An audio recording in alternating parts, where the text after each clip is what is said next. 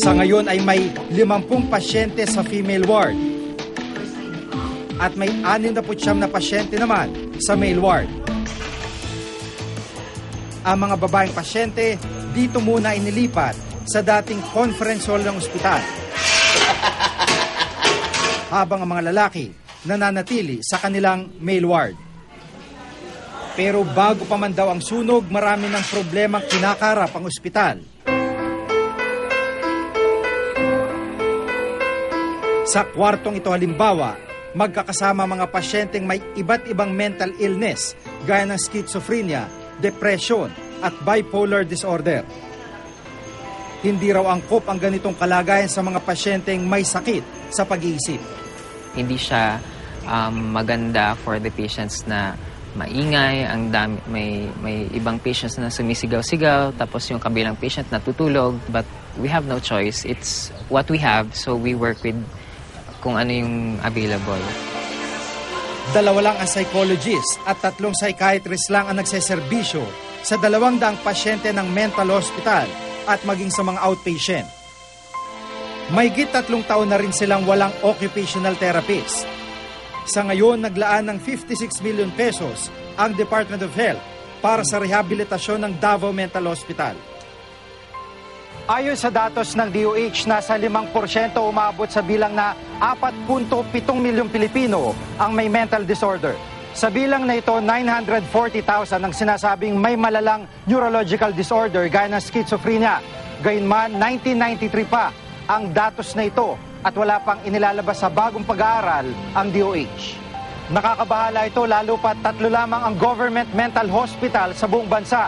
Isa sa Luzon, isa sa Visayas at isa sa Mindanao. Bukod dito, may isa lamang psychiatrist na nagtatrabaho sa gobyerno ang nakalaan sa bawat 200,000 Pilipino. Yung unang plano is to create a mental health bureau sa Department of Health to oversee this program. Ngayon, ang problema rin natin, meron tayong tinatawag na rat plan. Hindi ka makapag-hire basta-basta ng personnel. So, hindi natin masagawa yung sistema na yan. Git pa ng PPA, wala tayong komprehensibong mental health program. Gaya na lamang ng kaso sa Mindanao kung saan iisa lamang ang government mental hospital.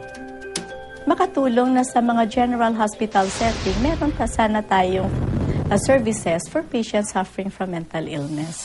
So hindi kailangan na i-institutionalize mo yung pasyente. Pwede din naman tingnan yung patient as an outpatient. So pwede matingnan sa general hospital setting.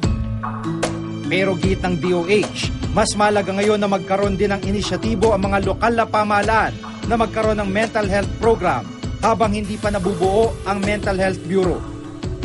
Ano ba ang kailangan? Maraming mental hospitals? I don't think that's the solution actually. No, the solution now is creating more services close to where the people are. So, one of the solution, kung ideal, integrate mo yung serbisyo sa primary health care.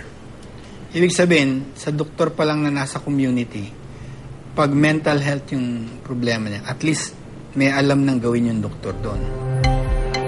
Matapos rin ng doktor ang mga anak ni Aling Erlinda, binigyan ng libreng gamot si Aida at maaari na raw siyang pauwiin sa Agusan del Norte.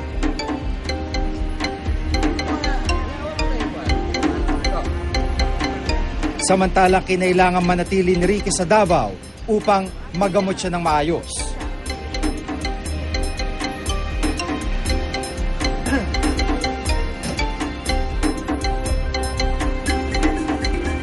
Ilalagak muna siya sa pangalaga ng isang pribadong mental health institution. Ang Davao Mental Hospital ang sasagot sa gastusin ng mga gaya ni Ricky.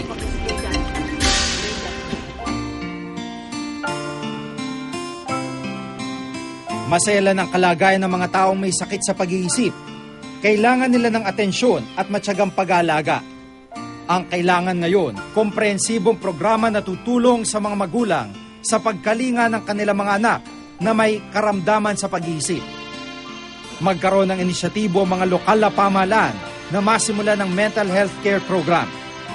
At higit sa lahat, mabigyang prioridad ang pagsasaayos o di kaya naman ay pagtatayo ng karagdagang mental health facilities sa bansa.